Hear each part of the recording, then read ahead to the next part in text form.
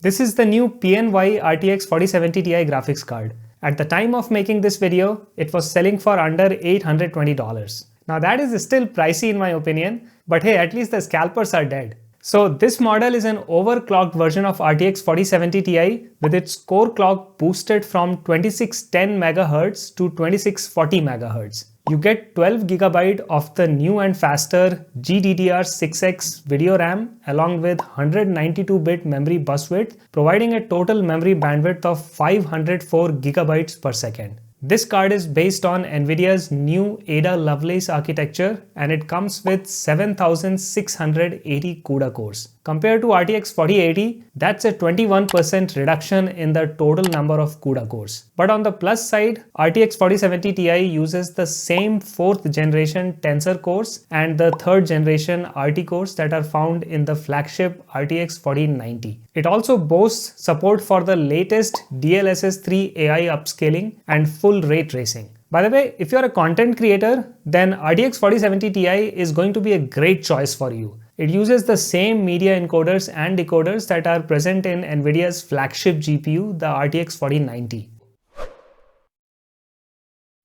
So how does it perform in gaming? I had the opportunity to test out this graphics card on a range of popular gaming titles, both in 1440p resolution and 4K resolution with high quality settings enabled. In the 1440p, this card performed like a champ with most games running very smoothly, delivering high frames per second even without the use of DLSS 3. However, when I tested this card on games running in 4K resolution, I did notice a drop in FPS below 60 in some of the titles. While this may be a cause for concern for some gamers, I think it's worth noting that the 4K resolution is a particularly demanding standard, and except for cards like the RTX 4090, most GPUs will struggle with this high resolution if you are playing on ultra setting.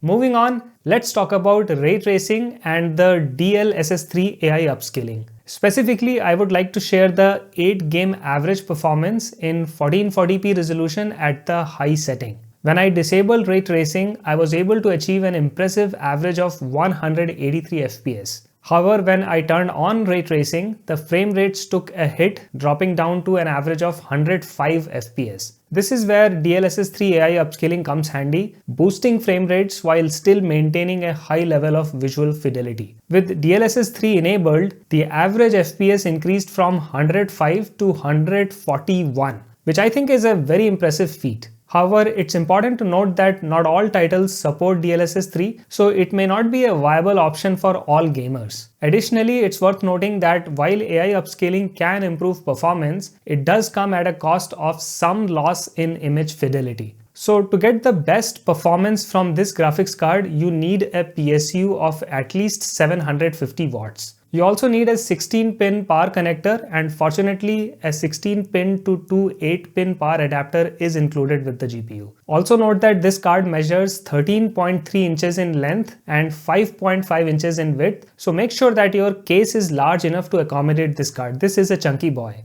Now I appreciate the included anti-sag bracket that prevents the GPU from sagging and causing unnecessary stress on your motherboard.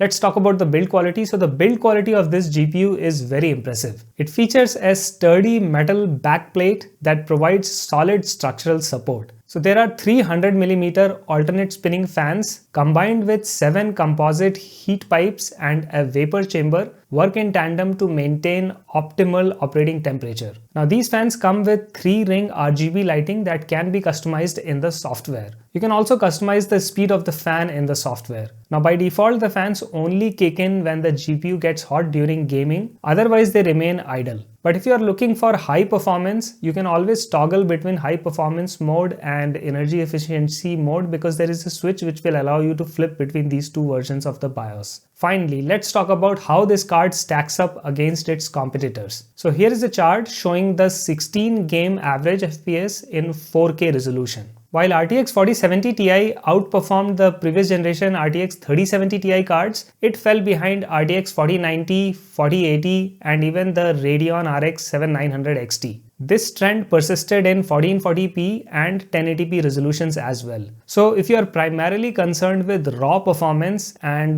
don't prioritize ray tracing or DLSS 3 capability, then AMD's newest offering may provide better value for your money. However, if you are a staunch Nvidia supporter, then RTX 4070 Ti is currently the most affordable card in the RTX 40 series lineup.